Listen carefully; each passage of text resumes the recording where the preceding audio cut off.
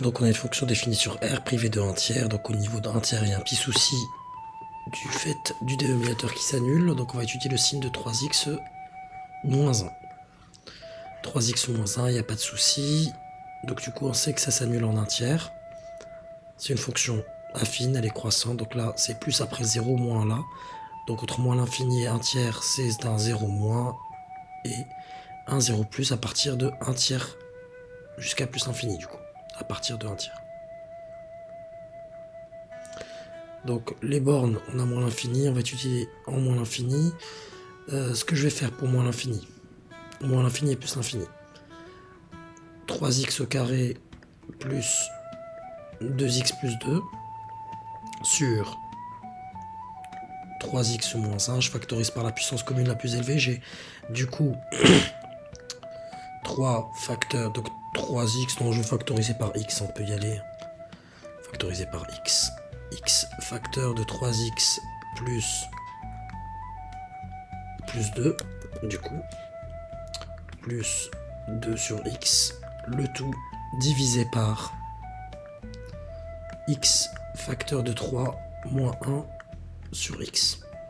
Ce qui se passe, les x, je vais les éliminer, il me reste ces quantités-là. Ce qui se passe en plus l'infini, donc en plus l'infini,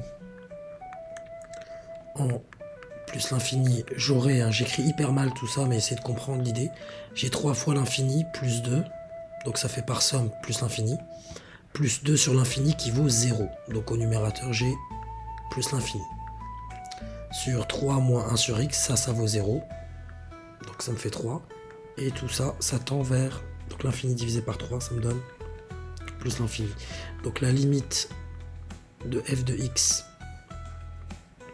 après factorisation, donc vous avez ici plus l'infini. En moins l'infini, ce que ça donne, voyons voir.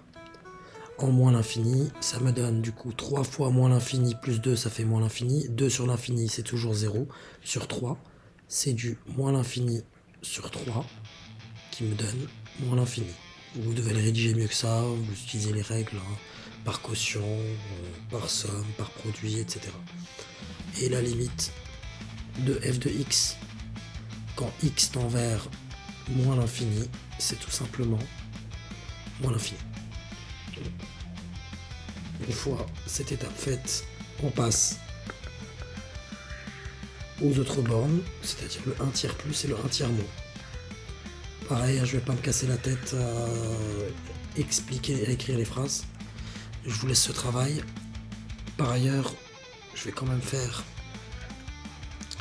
un petit remplacement. Donc j'ai f de x, quand je remplace par 1 tiers, au numérateur ça me donne 3 fois 1 tiers au carré plus 2 fois 1 tiers plus 2, le tout, là je suis en train de m'intéresser, le tout en gros sur 0.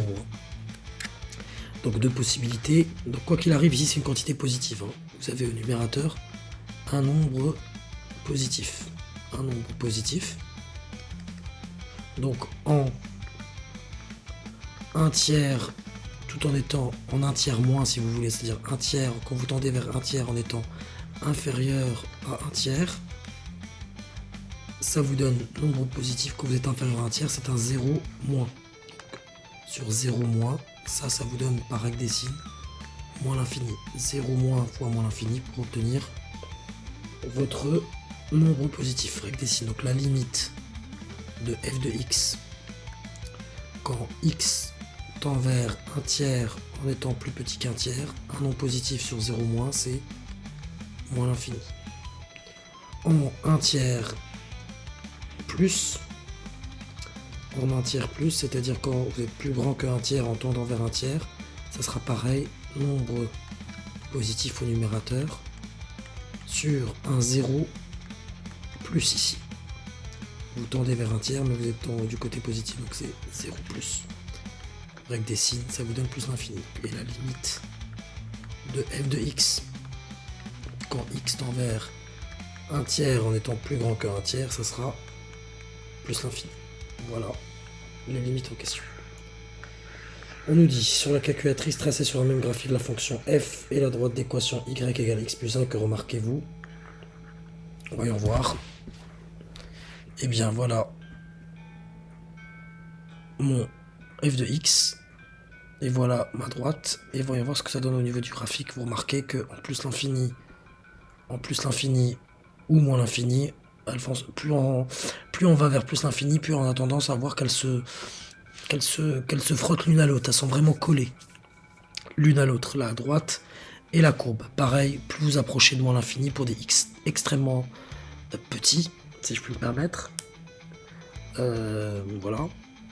Vous voyez que ça se frôle. Elles vont même limite se confondre. Voilà, donc je trouve pas d'autres remarques. Hein. Et on nous dit qu'observe-t-on, c'est ce qu'on observe. Qu'elles se frôlent, plus l'infini, moins l'infini. Donc il y a une histoire d'asymptote oblique en jeu.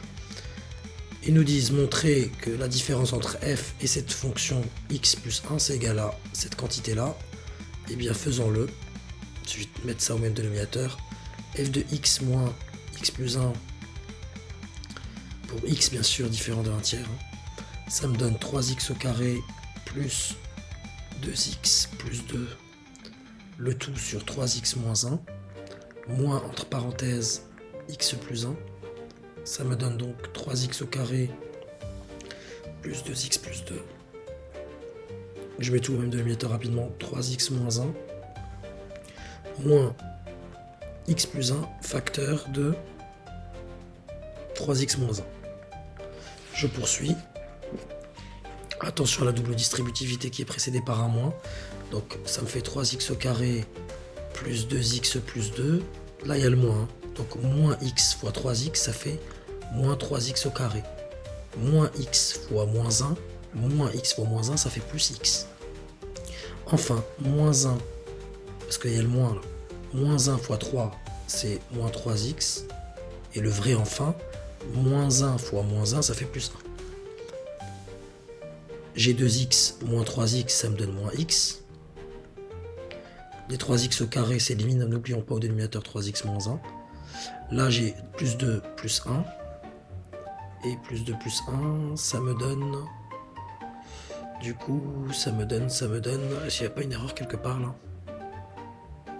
Non, j'ai l'impression, parce que je suis censé trouver 3 sur 3x moins 1. Et pourtant le x ne s'élimine pas. Parce que j'ai pas considéré celui-là. Donc le plus x ici, il faut pas oublier, c'est lui qui va éliminer le x. En fait, si vous préférez, là vous avez 2x, là vous avez moins 2x. Donc ça s'élimine, il n'y a plus de x. Comme quoi. Donc là vous avez 2x, x moins 3x ça fait 2x, les 2x s'éliminent aussi. Et il me reste 2 plus 1, 3. 3 sur 3x moins 1. Et on nous dit, on déduire la limite de f de x moins x plus 1. Écoutez, on vient de le calculer, cette quantité qui dépend de x c'est celle-là.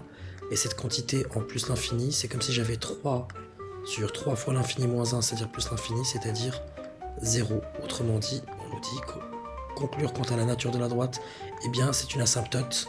Donc y égale x plus 1 est une asymptote oblique, est une asymptote oblique à CF. C'est-à-dire que la différence entre l'équation entre l'expression de f et la droite, c'est une quantité qui en plus l'infini tend vers 0. C'était, si vous voulez, c'est l'aspect calculatoire de ce qu'on a dit tout à l'heure d'un point de vue graphique, sur le fameux chevauchement qui n'était pas particulièrement rigoureux de l'autre côté.